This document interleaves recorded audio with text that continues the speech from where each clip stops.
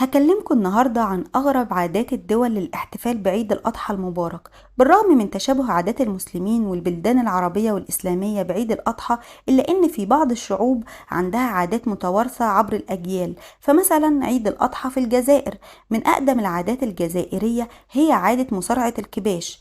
الجزائريون بينظموا مصارعة اسمها مصارعة الكباش أو الخرفان، فقبل عيد الأضحى مباشرة بيفوز الكبش اللي بيجبر الكبش الآخر على الانسحاب.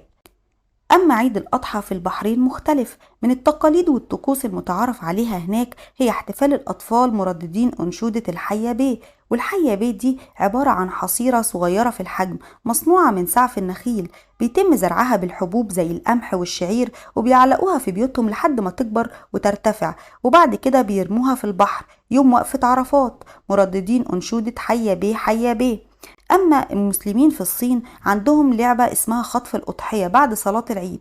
رجال الأسرة الواحدة بيركبوا الخيل وبينطلقوا بسرعة كبيرة جدا ناحية الأضحية لخطفها، وبيتكرر الأمر ده بين الرجال، والفائز هو اللي بيتمكن من التقاط الأضحية بدون إن هي تسقط منه من أعلى الحصان وبأسرع وقت ممكن. وبعد كده بيتم تجميع أفراد الأسرة والعيلة كلها لذبح الأضحية وتوزيعها.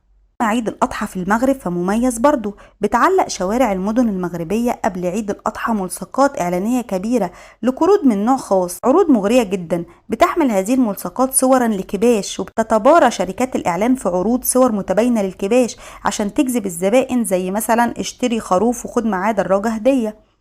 أما في باكستان بتقوم النساء بتزيين جلود الأضاحي اللي بيتم شرائها للاحتفال بالعيد.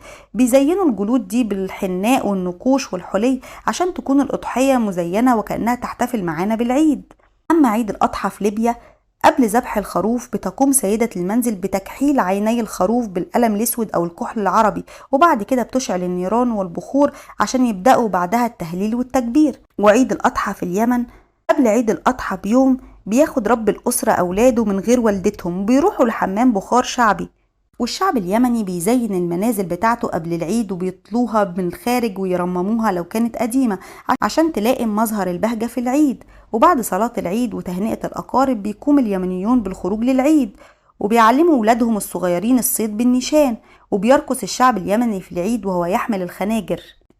يا ترى ايه هي عادات عيد الأضحى في بلدك؟ وهل العادات اللي احنا قلناها دي لسه موجودة ولا انتهت؟ شاركونا آرائكم بالتعليقات، وكل سنة وانتم طيبين، واستنوني في فيديو جديد، ودمتم في أمان الله.